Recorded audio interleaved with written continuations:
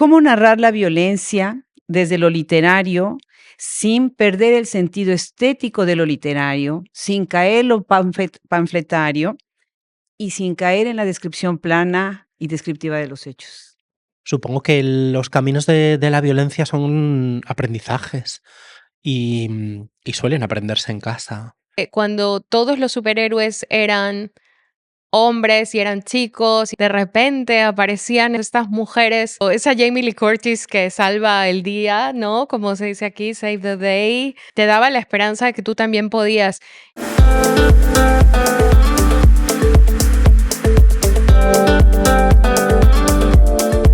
¡Wow! Llegó el día que estoy acá sentada con unas escritoras que he leído tanto y que me da tanta emoción cada vez que las tengo que leer de nuevo, y ahora finalmente las tengo juntas para hacerles muchas preguntas y nada más tengo 1 hora. O sea, no es posible. De verdad, es un panel riquísimo con tantos matices y con tantas cosas que estamos muy emocionados. Gracias por venir. Gracias a ti. Hasta Nueva York, qué ciudad, ¿no? Hasta Nueva York. Muchísimas gracias, José Deyanira, por abrir este espacio tan necesario. En Estados Unidos estamos urgidos de esta conversación, de estas escritoras, de estas obras, de leer sus libros y de hacer crítica y pensamiento sobre lo que están haciendo. Y bueno, una de las cosas que ya hemos estado medio platicando antes para prepararnos es que para hacer más ágil la conversación, no voy a leer sus bios, voy a ir metiendo comentarios sobre lo que han hecho, porque bueno, además estaría yo otra hora para cada una, para todas las cosas maravillosas que han hecho. Quisiera nada más rápidamente presentar los nombres. Tenemos el gusto de tener a Dolores Reyes, que viene desde Argentina, y nos da muchísimo gusto que llega hasta acá. Selva Almada, de Argentina también, muchísimas gracias. Arana Portero, qué gusto tenerte aquí. De verdad que sí. María Fernanda Ampuero, desde España, con escalas por otros lados. Entonces vamos a ver qué tal manejamos los jet lags de todo mundo. Y bueno, en Hablemos Escritoras, en la mesa de LAM, Literatura alrededor de la mesa, tuvimos hace poco pues estas especialistas hablando sobre violencia, y después de 1 hora de esta conversación que tenemos cada 3 meses, llegamos a la conclusión de que no se puede hablar en singular, ¿verdad? Son las violencias tantas, ¿no? Y este panel, pues propongo que se llame Narrar las violencias, porque definitivamente sus obras hablan de distintos tipos de violencia, desde la migración, la diversidad sexual, las clases trabajadoras, el problema obviamente de las grandes opresiones que se tienen por cualquier tipo de diferencia, los feminicidios o femicidios, dependiendo de cómo se diga, lo intrafamiliar. Y quisiera poner en la mesa primero una primera pregunta común para después hacerles preguntas en lo individual a cada una en sus obras.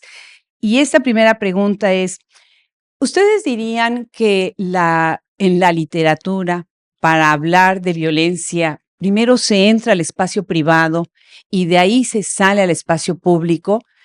¿O sienten que de alguna manera, dependiendo del libro, el espacio privado queda rezagado, o al contrario hay que ponerlo en el frente de la conversación para explicar muchas de las cosas que suceden en la sociedad en general? ¿Quieres empezar? Ay, Te tocó la de junto. ¿Quieres que empiece yo? sí. Ah, bueno. Ay, amiga.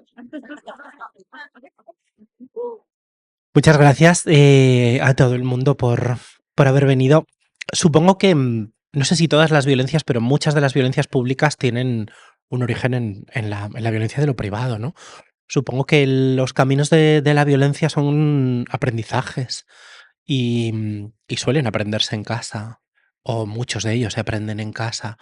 Pues, creo que yo no sé entender muy bien una violencia, no sé desentender una violencia de la otra.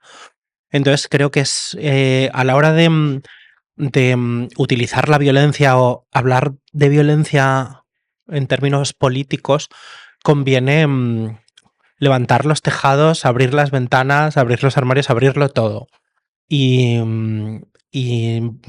no hacer muchos distingos entre una y otra, porque la violencia de lo privado es terrorífica, ¿no? Acabamos de tener un ejemplo brutal en Francia, por ejemplo, de la violencia, ya no de lo privado, de lo intimísimo, ¿no? Una violencia contra una mujer, bueno, que sucede bueno, en su propio dormitorio, ¿no? Y por el que pasa allí medio París. Entonces creo que si se habla de violencia, se tiene que hablar de toda la violencia, la pública, la privada, abrir las ventanas y dejar que entre el aire. Em, sí, yo justamente iba pensamos igual. Justamente iba a empezar a hablar de Giselle. Se llama Giselle, hay que decir su nombre. Giselle fue violada por 90 vecinos de su pueblo. 90 tipos que se consideraban normales, se consideraban profesionales, médicos, artistas, cerrajeros, profesores, estudiantes. El rango era de 25 a 70 años. Solo el 30% dijo que no, pero ninguno llamó a la policía. Y leí una reflexión de una mujer que decía, si alguien hiciera esto, o sea, darle roinol a su pareja, a su marido, drogarlo durante la cena, ponerlo casi en coma, poner en un foro quién quiere venir a violarlo, tal vez iría alguna mujer, pero de 90 alguien diría algo. Esto está mal. Esta persona está en coma. Esta persona no está ni siquiera fingiendo que esto es un juego de rol. Está con la lengua afuera. Y Giselle además iba al médico constantemente a decir que tenía enfermedades de transmisión sexual, que tenía irritaciones, que tenía desgarros, y la gente de la sanidad pública le preguntaba si ella tenía relaciones extramatrimoniales y ella decía que no. Y nadie revisó su esposo, digamos. O sea, si tú solo te acuestas con tu esposo, en teoría, y tienes un montón, tienes toda el vademecum de enfermedades de transmisión sexual, alguien tiene que preguntarse qué está pasando.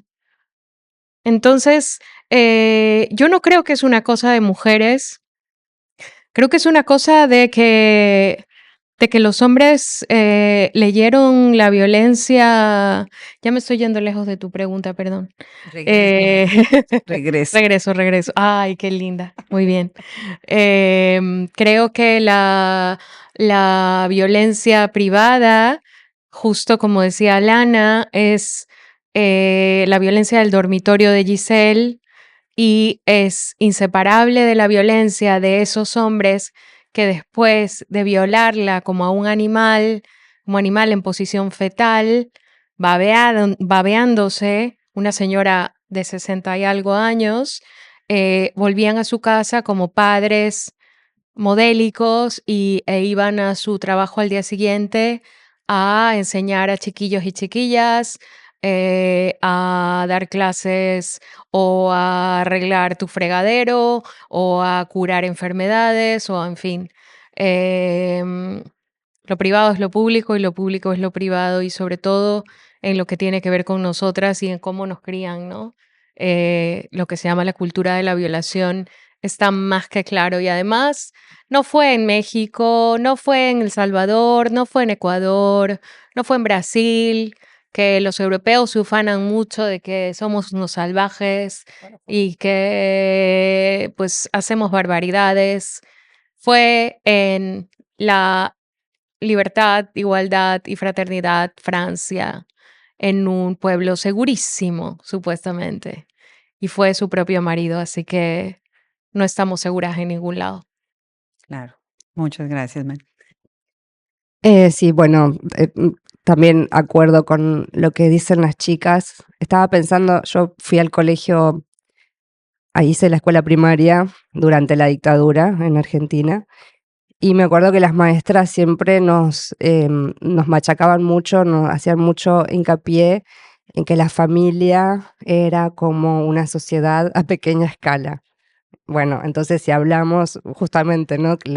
Si vemos un poco las estadísticas, la violencia intrafamiliar, la violencia contra niños y niñas, las violaciones en general, los abusos empiezan en la familia, así que vaya que si eso no es un reflejo también de lo que va a pasar fuera de las casas. Y creo que uno de los grandes trabajos que han hecho los feminismos en estos últimos años es justamente decir, basta, el femicidio, por ejemplo, la violencia de género, no es una cuestión, una tragedia familiar, no es algo que le pasa a una familia. Cuando una mujer es asesinada por ser mujer, es una tragedia social. Entonces creo que le debemos mucho al trabajo de los feminismos de estos años en decir, bueno, no, esto ya basta de la división de lo público y lo privado, no hablemos más de violencia doméstica, la violencia doméstica es una violencia comunitaria, así que, bueno, sí, para aportar algo creo que, que es una de las cosas que hemos aprendido gracias también a estos años em, del feminismo, sacar un poco del closet, sacar del armario tantos temas, entre ellos de la violencia, ¿no? O las violencias, como decís. Claro que sí. Bueno, voy a ser rápida porque creo que ya se dijo lo principal, pero me interesa también Giselle, justamente, ¿no?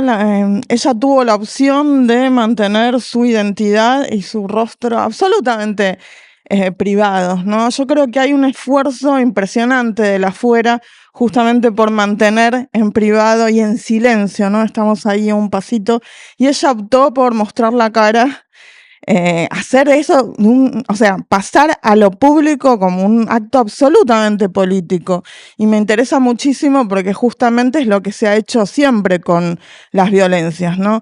Las violencias son un entramado que se actualiza en cuerpos y territorios y generalmente se la quiere resquebrajar, se la quiere mostrar como hechos privados aislados, ¿no? Entonces, bueno, me parece tan acertado lo que hizo esa mujer de mostrarlo público, empezando por su cuerpo y por su cara, que nos invita a todas nosotras a no perder ese foco, ¿no? Es absolutamente pública la violencia y hay, de hecho, formas de actualización de las violencias que no se pueden concebir como, ni siquiera disfrazar o maquillar como privadas, como las violencias laborales, los acosos laborales, las violencias económicas, la violencia obstétrica, que me interesa muchísimo. Bueno, ahí es tan evidente, pero las otras también son absolutamente públicas porque son formas de disciplinarnos a todas nosotras, a mujeres y a disidencias. Claro. Qué respuestas y qué buena manera de mostrar esa división entre lo público y lo privado y cómo lo privado se vuelve público y cómo lo público permite que suceda lo privado, ¿no? Me gustaría regresar a ustedes como escritoras porque algo que vi que es muy interesante es que las 4 nacieron en los 70s. Entonces eso quiere decir que fueron niñas y jóvenes en los 80s y en los 70s y 80s.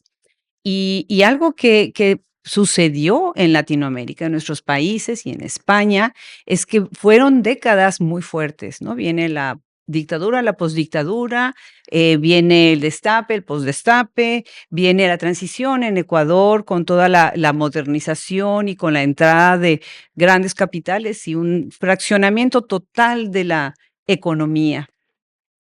Además de todas estas cosas que debieron de alguna manera influir en su manera de ver la vida, porque es cómo te va marcando lo que vas viviendo, ¿qué otras dirían que han influido su mirada desde el punto de vista de escribir la violencia? Y quiero pensar en una anécdota que me contó María Fernanda Ampuero cuando la entrevisté para Hablemos Escritoras, y estábamos hablando de que ella veía de niña Carrie. ¿Se acuerdan de la serie, de la película Carrie?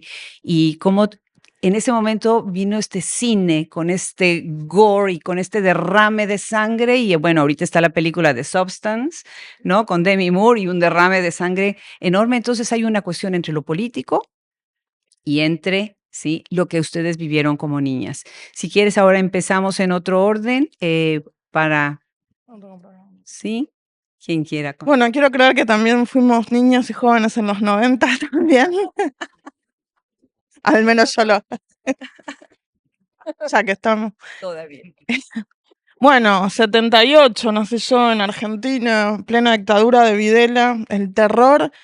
A veces lo veía en la cara de los adultos, me acuerdo incluso la guerra de Malvinas en 1981, las caras de desesperación. Y de nuevo el llamado a silencio, todo parecía ser peligroso. Hablar en voz alta era peligroso, ¿no? Y siempre veía a los adultos como al borde del pánico.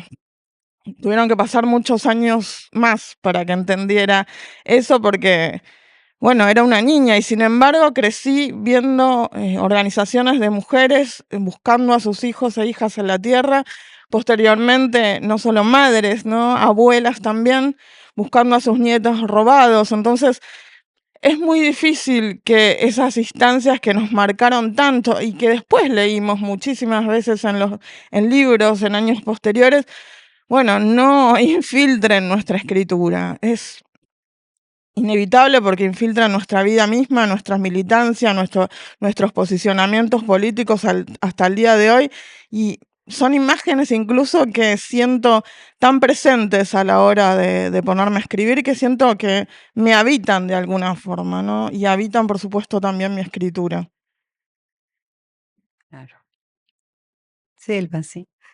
Bueno, no, pues un poco en consonancia con lo que dice Dolores, que claro, en Argentina fue tan fuerte y tan tremenda la última dictadura militar que aún viviendo lejos de las grandes urbes, como, como me crié yo en un pueblo donde aparentemente nadie se enteraba que había una dictadura militar y que había muertos y que había desaparecidos y que había robos de bebés y bueno, y todas las atrocidades que nos fuimos enterando cuando volvió la democracia. Eso creo que es eh, algo como que no se puede obviar esa parte de nuestra historia política, de nuestra historia como sociedad, aparece aunque no quiera. Yo no escribo exactamente sobre la dictadura, pero igual eso siempre está flotando. Somos un país que ha crecido, o una generación que ha crecido entre muertos, entre torturas, con silenciamientos, como dice Dolo, con madres buscando a sus hijos, y eso no puede no permear de alguna manera nuestra escritura. De todas maneras, yo no siento que yo escribas, digo, la violencia es parte de mis relatos, es parte de los universos que yo escribo. No diría que es algo donde yo pongo solamente el ojo ahí, ¿no? Como que me parece que, bueno, es una parte, te diría, constitutiva de esos universos. Pero hay otras cosas también en esos textos. Quizá la violencia atraviesa, la violencia es como una especie de río subterráneo o de geyser que de vez en cuando sale a la superficie. Pero digo para no tematizar, para no pensar solo en el tema, que a mí siempre un poco me aburre pensar en temas, ¿no? Como me parece que siempre son más ricos los universos más completos, ¿no? Y no solamente eh, detenernos ahí, aunque sea el tema de la mesa, claro. Aran. Yo nací en el 78, también, que es justo el año en el que comienza la democracia en España. Entonces mi percepción de la violencia era muy soterrada, era más bien una desesperanza. Porque cuando yo era pequeña se celebraba mucho el fin de la dictadura y el inicio de la democracia, y se hablaba de una forma absolutamente propagandística en España de la transición, ¿no? De la transición a la democracia como un granito en el que, bueno, en el que ya los problemas quedaban enterrados y la gente iba a tener oportunidad de vivir de una manera absolutamente libre, pero nunca llegaba a esa explosión de libertad. Y si llegaba era también de un modo propagandístico, era esta cultura que, bueno, se hizo más o menos conocida, que era la movida madrileña, que era una especie de locura cultural maravillosa, pero que solo tenía lugar en un estrato cultural de la ciudad de Madrid y poco más. Es como que a nuestro barrio, por ejemplo, no llegaba esa transición democrática, la esperanza no llegaba hasta el final de la línea 7 del metro, ¿no? Se quedaba en algún sitio. eso por un lado. Entonces era como estar esperando continuamente ese momento en el que ya todo el mundo estaba bien, pero nunca sucedía. Y por otro lado, yo crecí siendo muy consciente de que quienes habían dominado mi país durante 40 años seguían dominándolo después. Que simplemente se cambiaron el nombre y bueno, sí, es verdad que hubo avances democráticos importantes, pero al final, por ejemplo, la violencia fascista en España siempre ha tenido una permisividad que todavía tiene, ¿eh? Todavía sucede. Yo la he sufrido en mis propias carnes y no... Es decir, era una cosa que sucedía muy a menudo, exactamente, ahora quizá está en alza. Entonces, yo diría que esa violencia ha permeado mi literatura de una manera soterrada, en forma de desesperanza, en forma de desencanto, o en forma de considerar lo esperanzador casi una locura, ¿no? Una especie de estado absurdo de la mente que no va a llegar nunca. Porque literariamente no puedo decir que yo tenga grandes influencias de escritores o escritoras que han tratado la violencia, ¿no? Diría que son más bien escritores y escritoras muy pop. Stephen King, que lo adoro con todo mi corazón, pero que no tiene nada que ver lo que cuenta él de su Maine con, bueno, pues con todas estas cosas que suceden allí con lo que, bueno, con lo que era nuestra vida o con lo que vivíamos. Es una violencia que yo no podía extrapolar, ¿no? Era exclusivamente una herramienta literaria. Claro. María Fernanda. Pues se podría decir que afortunadamente el Ecuador no tuvo dictadura.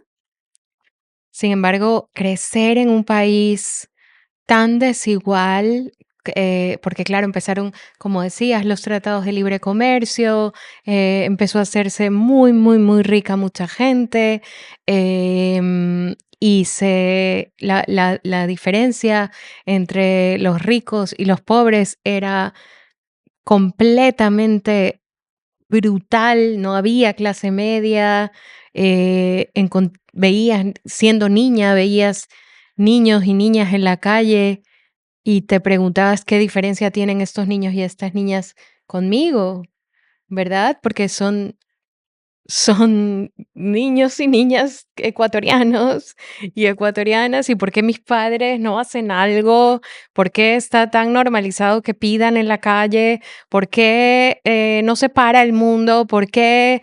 Y entonces la enseñanza es porque son oscuros, porque son marrones, porque son indígenas, porque, o sea, ahí hay una enseñanza de violencia tácita, porque claro, tus papás no te van a decir, no hago nada por este niño que está cargando a su hermanita o a su hermanito en la espalda porque son de otra clase social o porque, claro, no te lo dicen, nadie te lo dice.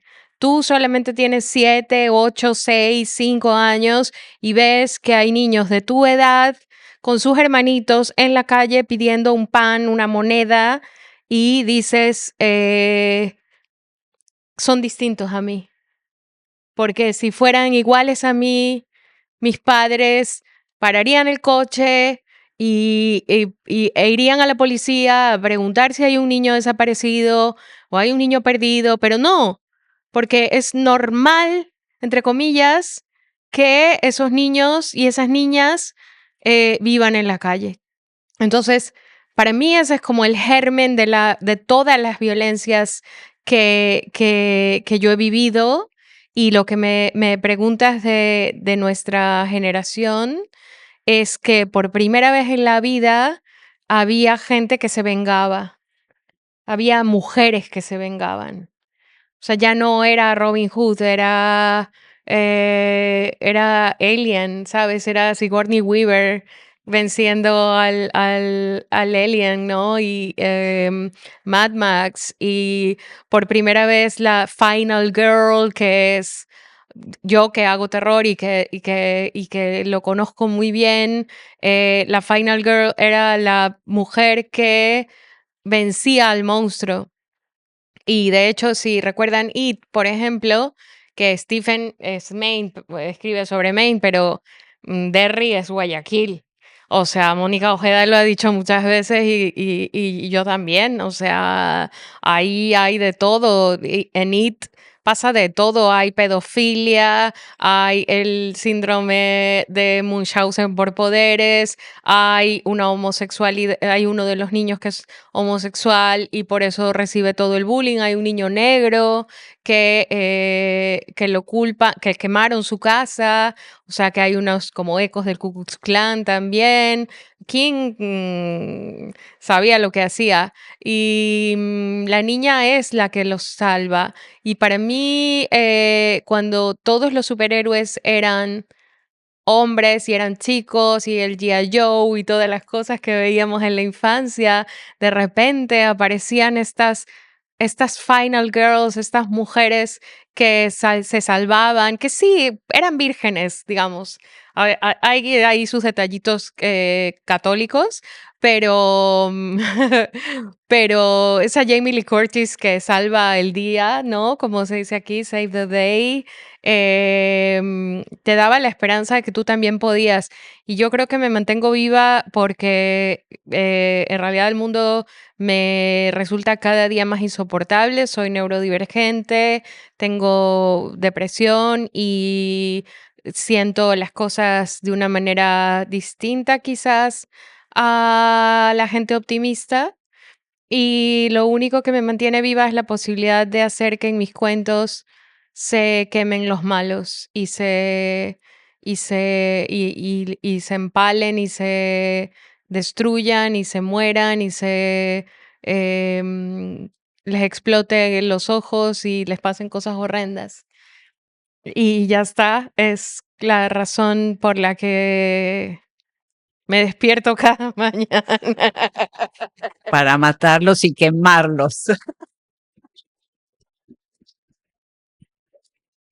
Es el ejemplo claro de que la literatura salva, María Fernanda, querida.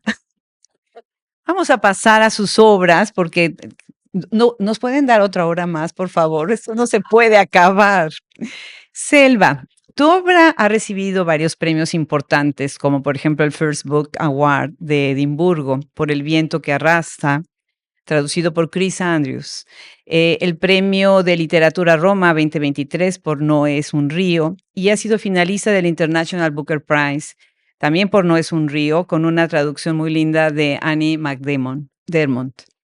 Y algo que se ve en estos libros premiados y que lo comentaste también en la entrevista que tuvimos, es toda esta idea de la trilogía de varones, ¿no? Que se ha dicho que estos 3 libros, tú misma en algún momento lo pensaste, El viento que arrasa, Ladrilleros, No es un río, hay un foco en las masculinidades y hay un foco específicamente en las masculinidades tóxicas, en las dinámicas en relaciones entre padre e hijo. Y una de las cosas que creo que es importante mostrar es que entras en esta idea de cómo los sistemas económicos pauperizan a la sociedad y la sociedad entra en un estado de sobrevivencia. Los hombres toman ese rol en donde tienen que ser fuertes, aguerridos, violentos para, entre comillas, sobrevivir, ¿no? Selva, ¿cuál crees tú que es la importancia de hablar de las masculinidades en el momento de narrar la violencia? Bueno, yo siempre digo que esta trilogía de varones es una trilogía involuntaria, porque no fue que una mañana me levanté y dije voy a escribir una trilogía sobre los varones, ni tampoco es que pensé voy a escribir sobre la masculinidad, sino que eh, simplemente empecé a escribir un relato en el caso de la primera novela, del viento que arrasa, donde de hecho el foco de ese germen de la novela estaba puesto en la hija del reverendo y no en el reverendo. Y bueno, y después en la escritura, en la reescritura, estos personajes masculinos fueron creciendo y de repente se transformaron en los protagonistas de la novela. Pero bueno, no hubo un plan, o sea, no hubo una idea de escribir sobre, porque esto mismo que dije recién, como que no puedo pensar a partir de un tema, ¿no? Pienso una escena, pienso una atmósfera, pienso atisbo un universo que después se empieza a construir en la escritura, como no puede ser de otra manera, ¿no? Como la escritura es lo que va tramando eso que en general, por lo menos lo que me pasa a mí, no sé qué les pasa a las chicas, pero no sabes muy bien qué es cuando empezás a escribir. Em, con la siguiente novela, que es Ladrilleros, había así como una pequeña historia que me habían contado de estos dos varones adolescentes trenzados en un duelo, moribundos en un parque de diversiones, que me parecía muy atractivo como escena eh, y como para empezar a tirar del hilo y ver qué más había ahí. Esto de una pelea muy violenta en un lugar que para quienes hemos crecido en los pueblos es un lugar, cuando llega a un parque de diversiones, es un motivo siempre de fiesta y de celebración. Entonces, bueno, cómo en el medio de esta fiesta sucede eso. Y bueno, y después apareció por qué se habían trenzado a duelo, y ahí lo que me respondió, lo que me pareció que era interesante responderme era por amor, una cosa bastante común, pero bueno, a ver si este amor, en vez de estar depositado en una chica, como podría haber sido lo más obvio en un mundo muy heterosexual como el de la novela, estuviera puesto en otro varón, qué podía pasar con esa relación y cómo puede impactar en la familia, en los amigos, en el pueblo, en el trabajo. Y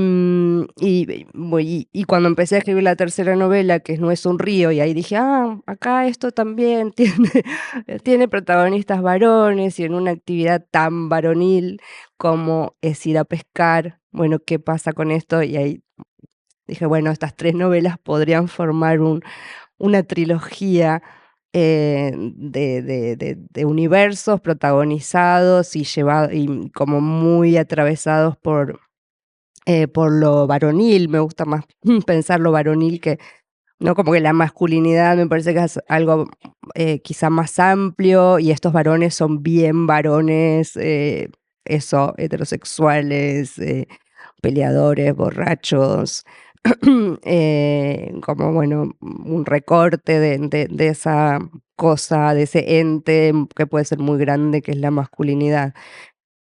Y bueno, y así o sea, se construyeron así esos universos y esos universos estaban gobernados por los varones, pero también atravesados por personajes mujeres que tienen mucha fortaleza y mucha decisión, y que me di cuenta que en cada novela fueron creciendo, ¿no? Más allá de que las novelas, por supuesto, no tienen nada que ver entre ellas, pero así como Lenny, que es la única mujer de la primera novela, tiene quizá un papel más detrás, no sé, como un poco un paso atrás de esos dos varones muy potentes que son el reverendo y el mecánico. En Ladrilleros, las madres de estos chicos tienen un papel bastante importante y un poco crece el personaje femenino si pensáramos en las tres novelas, y creo que ya No es un río, con el personaje sobre todo de Xiomara, que es esta madre loca, vengativa, desesperada. eh, Hay como una explosión un poco más fuerte de esas feminidades, ¿no? También, en estos universos tan eh, machistas y tan misóginos. Y esto que decía, sí, yo eh, creo que la misoginia es algo tan tremendo que obviamente no solo daña la vida de las mujeres, sino también tiene un tremendo impacto contra la naturaleza, contra la tierra. Bueno, la misoginia es el capitalismo también. Y creo que, bueno, eso también aparece bastante presente en las tres novelas, porque en la primera es la religión, o sea, el dios occidental, el primer patriarca. Y en las otras, pues eso va increciendo también, hasta No es un río, donde el ataque es muy frontal hacia hacia ese entorno, hacia los animales, hacia el río y hacia todo lo que da y todo lo que le quitamos. en nombre de nada, ¿no? Claro, claro. Yo que tengo la suerte, la dicha de haber leído todos sus libros y haberlos leído de maneras distintas, con tiempos distintos. Algo que quiero decirles a las 4 es, deberíamos de hacer un foro acerca de sus inicios, sus primeros párrafos de sus libros, de sus cuentos, de sus historias, o sea, fantástico. Y ahorita pensé en el inicio de No es un río, ¿no? Qué brutalidad, ¿no? Dolores, tu libro Come Tierra, que ya lo he leído 3 veces, cada vez me ha dicho algo distinto. Yo no sé si es el momento histórico, pero fue ahora un libro muy doloroso para mí, porque es un libro de esperanza, de la esperanza de saber si la verdad puede ser revelada, si si la verdad puede salir a la luz a través de una niña, de una joven que come tierra. Y con eso le da la esperanza a la gente de saber si están vivos o muertos sus seres queridos que han desaparecido. Pero también es un libro que revela máscaras, que le quita la máscara al que está ejerciendo la violencia, al que la está tolerando, ¿sí? Y cómo esa persona que puede ver la verdad, ¿sí? Es también perseguido, es también alguien que va a sufrir otro tipo de violencia, el peso de la sociedad, la mirada, porque está hablando con la verdad. Dolores, para ti narrar la violencia desde la premisa de descubrir la verdad, usando un recurso narrativo que es lo sobrenatural, ¿qué fue lo que te facilitó para hacer esa explosión y esta premisa de una mujer que ve el futuro y el pasado? Bueno, sí, la premisa, en realidad las premisas de tanto de Cometerra como de Miseria es, bueno, esa relación de cuerpos y tierra, totalmente inversa a lo que nos enseñaron con el Dios monoteísta y macho, ¿no? Habitamos un mundo supuestamente dividido entre nuestro cuerpo abyecto y pecaminoso y una alma, una eidos etérea que sería un paraíso cuando la vida biológica se termina.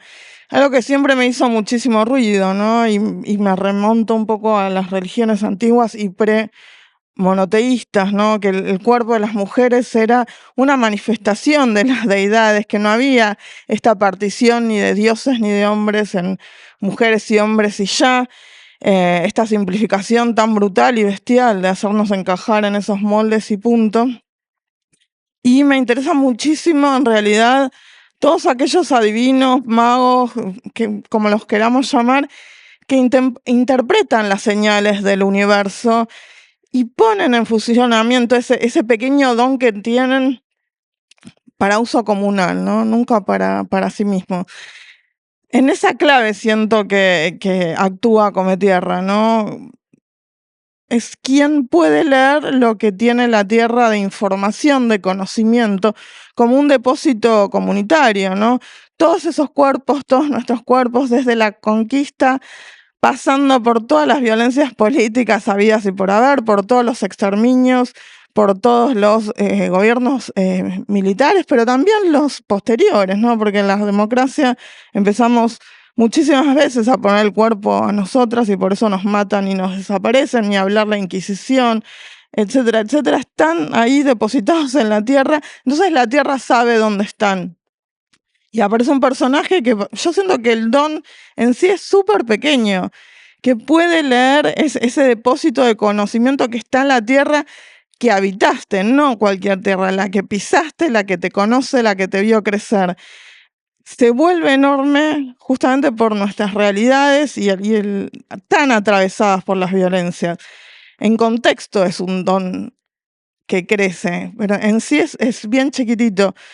Come Tierra tiene visiones de lo que la Tierra le muestra y puede identificarlas y puedes ponerla primero en un dibujo, porque cuando empieza es muy chiquita, pero va creciendo y puede transmitirle a los buscadores, bueno, qué pasó con esa persona, dónde están, y muchas veces acompañarla después a esa madre, a ese padre a buscar a sus hijos e hijas en la tierra, algo que he visto miles de veces, mujeres desesperadas, incluso con las uñas, con los dedos, escarbando la tierra, un basural, un terreno baldío para buscar una astilla de hueso, un dientecillo que cierre una historia, que permita descansar, que les permita empezar a duelar, que les permita despedirse, algo que es absolutamente básico y que se nos niega cientos de veces.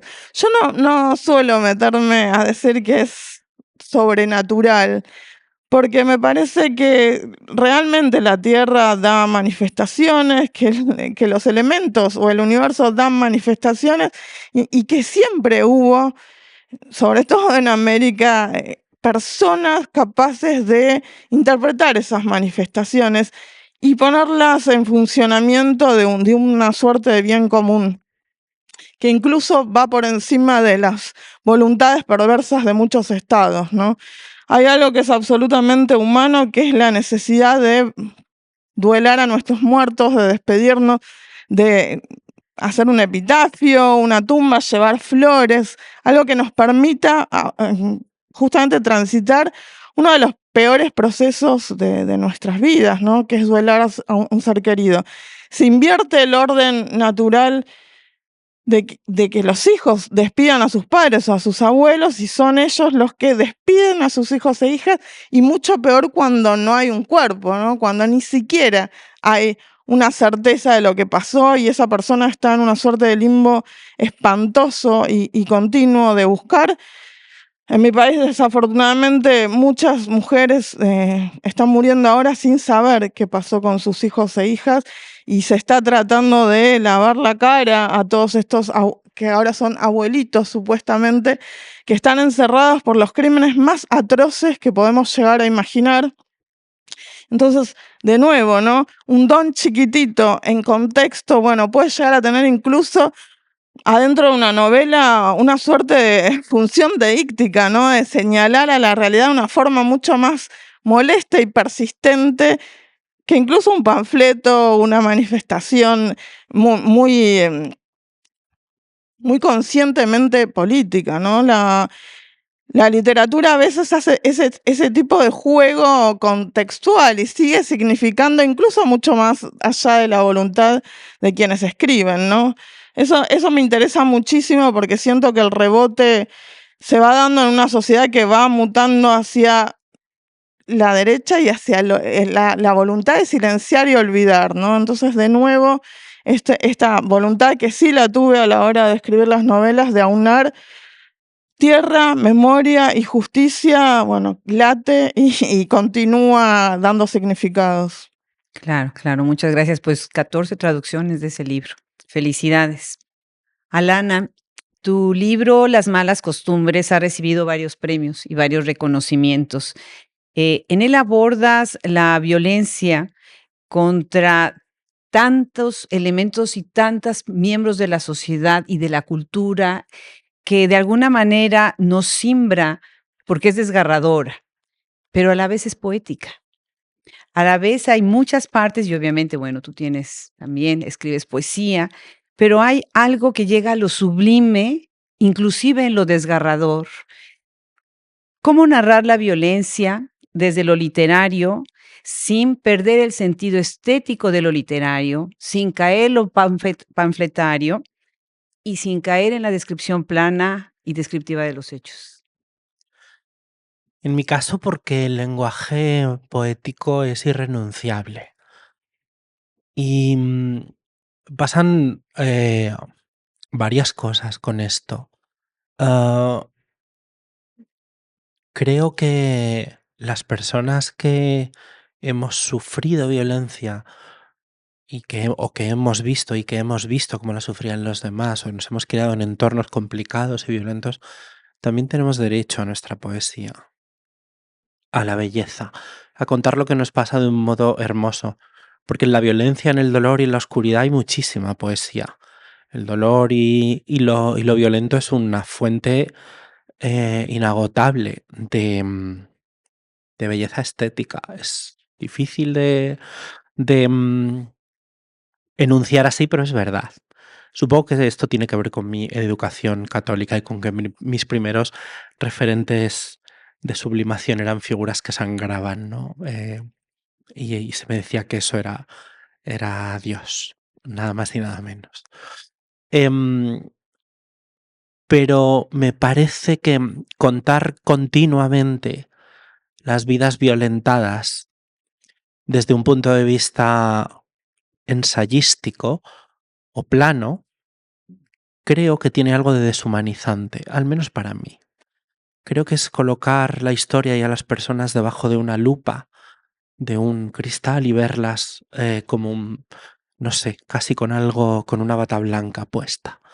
Me parece que la poesía puede reflejar el horror de un modo mucho más preciso que la propia realidad. Y esto es lo que yo trataba de hacer. Por un lado, como un homenaje, por otro lado, porque es irrenunciable, y tercero, porque creo que tenemos derecho a ello. Y tampoco sé hacerlo de otra manera. Es decir, supongo que si lo hubiera intentado hacer de otro modo, no hubiera podido hacerlo. Es decir, es como yo escribo y es la canción que suena en mi cabeza, es una canción poética. Bellísimo. Tienen que leer este libro de verdad y ver el inicio. El inicio es completamente sublime. María Fernanda, ay, ¿por dónde empezar? También con tantos libros y el tiempo que se nos viene encima. Algo que has dicho es, todos mis personajes son yo misma. Y independientemente de si Flaubert o no Flaubert y lo que se ha dicho o no se ha, o que dijo o que no dijo, también has dicho, yo fui el otro. Y tú eres una mujer migrante, nosotros estamos ahora en un país de migrantes. Y una de las cosas que tú has abordado en tus libros es la violencia contra las mujeres migrantes, pero no de una manera nada más lo que es la gestión, lo que es el día a día, sino vas al silencio, al miedo, al abandono total de la sociedad, al no querer ver a la gente, cerrar los ojos. ¿Cuáles son para ti los aspectos más importantes en el momento de narrar desde tu propia experiencia una situación como lo es vivir como migrante? Pues yo estoy segura de que aquí hay mucha gente que no nació en este país. Yo vivo en un país en el que no nací, em, y no importa lo que hagas, siempre te lo recuerdan de alguna manera. Para ustedes debe ser aún más complicado, o no lo sé, porque hay otro idioma. Aunque a mí me han llegado a decir, si puedes hablar bien, ¿por qué sigues hablando así? O sea, como Alana. O sea, sí puedo hablar como Alana porque sigo hablando así, como un mono. Este, en serio, esto es real, 100% real, parece chiste, parece drama, pero es anécdota. Llevo 20 años entre ustedes, los colonizadores. Perdón, Pídeme perdón, perdón, pídeme perdón. perdón. Devuélvanos el oro. Si tuviera, gracias, mi reina. Y Pero es que no es oro. no, Y era es oro. no crees que eso es oro tampoco. Y a mí me parece una cosa, mira, justo esta madrugada antes de ayer, que estaba con un jet lag rarísimo y entonces necesitaba un cargador y bueno, ir a un sitio 24 horas y eran como las 4:30 de la mañana y de repente empecé a ver toda la cantidad ingente de personas extranjeras que sostienen este país en la sombra, en la oscuridad literal. O sea, que se levantan antes que todo el mundo para que todo el mundo que nació aquí, blanco, privilegiado,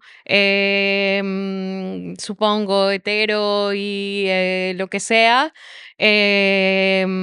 para que el privilegio y el privilegiado encuentre su oficina limpia, el metro funcionando, las calles limpias, las cosas funcionando y me puse a pensar ¿Cuánta gente los ha visto? ¿Y cuánta gente les ha dicho alguna vez bienvenido o bienvenida? A mí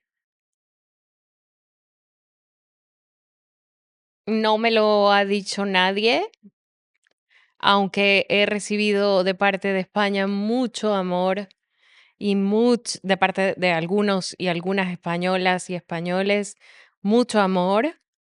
Em, la idea de que mi presencia en ese país haya podido cambiar algo, haya podido aportar un poco de dulzura, un poco de humor, un poco de decirle a Manolo, el señor del bar, ¿está enojado? No, no estoy enojado, tengo prisa. Pero seguro no está enojado y se ríen finalmente. Dicen, eso está muy loca. Em, Creo que si pudiéramos valorar la ternura, el trabajo, la posibilidad de que nuestros padres y nuestros hijos sean amados por alguien que ha dejado en su país a sus propios padres y a sus propios hijos, para darle cariño a un niño, a una niña blanca, em, cuyos padres pueden pagar una cuidadora, ¿no? En lugar de criar a sus propios hijos e hijas y estar en los últimos años con sus padres. Creo que si la gente se parara a pensar que las y los inmigrantes, sobre todo las inmigrantes, son las depositarias de la ternura de las niñas y de los últimos años de los ancianos y ancianas españoles, tendrían que hacernos un monumento y tendrían que agarrarnos de la manito y decir bienvenidos y bienvenidas. Gracias por venir. Que es cierto, que es cierto. Y esas calles con la gente que va de un lado a otro, como bien dices, en lo oscuro, para preparar la ciudad. Pues creo que se nos está acabando el tiempo o todavía tengo como otra media hora. ¿No? ¿Cómo? ¿5 minutos? No, 5 minutos no me sirven. Ha sido un verdadero placer. Algo que creo que es muy importante recalcar es el gran talento en el momento de utilizar la plasticidad del lenguaje. No nada más hablar de la violencia, porque de la violencia vemos en los periódicos, vemos en tantos lugares muchas narrativas de la violencia que son muy válidas y muy necesarias. Pero ustedes desde la literatura lo que hacen es hacer eso, esta plasticidad, esta elasticidad de las palabras y del lenguaje. Por otro lado, siento que su obra está influyendo, sí, en las nuevas generaciones. Las lectoras, los lectores que están leyendo están hablando de alguna manera de temas que no hablaban y les están permitiendo hacer un escenario. Déjenme nada más para cerrar, leer un par de frases que creo que son muy relevantes. Alana, en tu novela, tu personaje dice que la violencia machista se dispensa con independencia de lo que hagamos y dejemos de hacer las mujeres. Era algo que todavía no había aprendido. Algo que dice aquí María Fernanda cuenta que una jovencita en México le dice: yo creí que habías escrito un manual de acción sobre qué hacer cuando nos pase esto, como si fuera ya un hecho que las mujeres vamos a vivir algún tipo de violencia por los hombres a lo largo de la vida. Y algo que dice Dolores: yo lo que quiero es escribir un juego de espejos y de retroalimentaciones. Quiero que ahí en esos espejos sucedan las cosas. Selva en el inicio de No es un río. Parado firme sobre el bote, las piernas entreabiertas, el cuerpo macizo, lampiño, el vientre hinchado, mira fijo la superficie del río, espera empuñando el revólver. Eso es escribir literatura. Muchísimas gracias, muchísimas gracias. Gracias.